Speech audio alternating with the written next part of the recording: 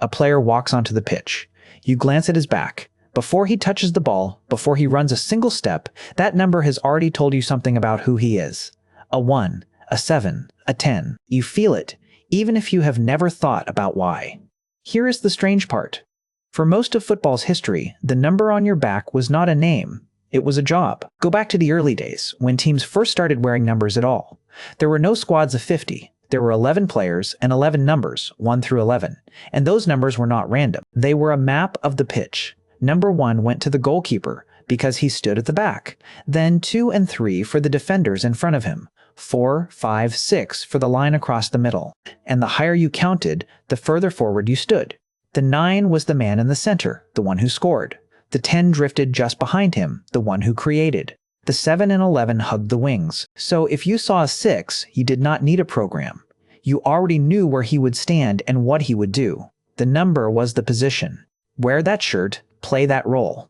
Now take that whole system away. What happens when a team has not 11 players, but a whole squad? When one man gets injured and another comes on, who gets the 9 now? Do you renumber everyone every single week? You can't. The map breaks the moment the bench gets crowded. So in the early 1990s, the game made a quiet, enormous change. Squad numbers.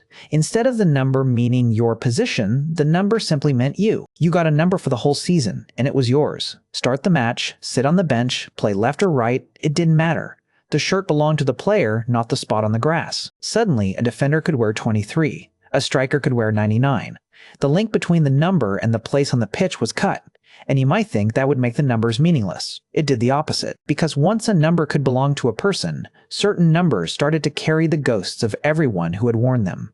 The 10, once just the man behind the striker, became the shirt of the artist.